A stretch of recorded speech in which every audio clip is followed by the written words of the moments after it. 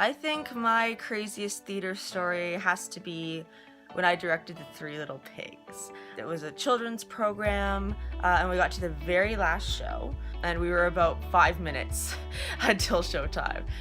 We kept looking around and noticing we are missing one of the Three Little Pigs. We can't cancel the show, it's the last show. The kids have worked hard, the audience is excited. I ran downstairs, got into a child's pig costume, slapped some makeup on my face, and I went on as the last minute pig. So one time my mom and I went to Jaspers, and the guys we were staying with said you'll be able to go up on stage and do the finale with the cast. Me being a theater kid, I was like, I'm going to be on the Stratford stage. Fast forward to the end of the performance. I book it up on stage, so excited.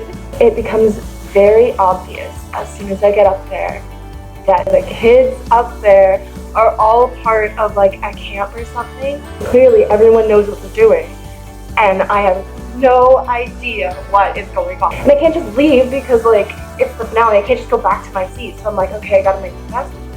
That's the story on how I made my first Stratford debut as an accidental actor in the finale of one of their performances.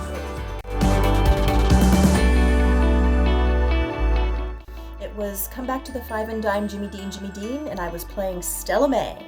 Stella was this larger-than-life woman from Texas who always wore a cowboy hat. Well, it was the matinee that finished off the production run, and I had gone backstage, put my hat on the props table, and come back upstairs. The hat disappeared, and nobody knew where it was, other than maybe blaming the Chaffee Hall ghost.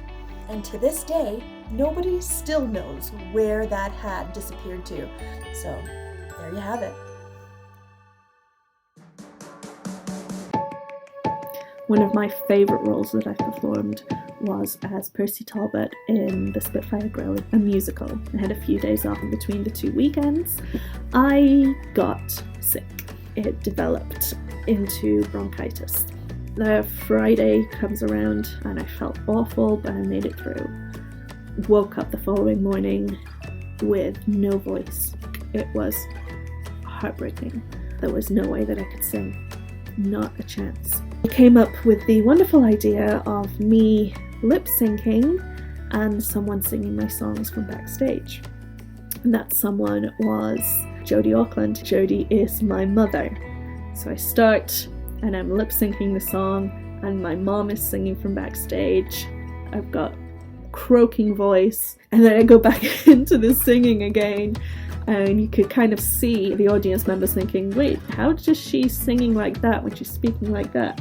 We got through. You do what you have to do. There's always a way. I was in a play called Season's Greetings by Alan Ayckbourn. I was playing Belinda just before the end of Act 1. Clive and Belinda get their thing on.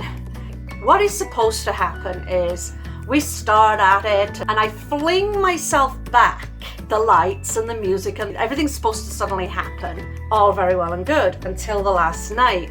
I fling myself back and there's a big nothing. So we kind of grovel around a bit more and you fling myself back, nothing. And I'm like, I can't take anything else off. Maybe they'll just close the curtains. Nope. I fling myself back one last time. Phew. Everything happens. Yeah.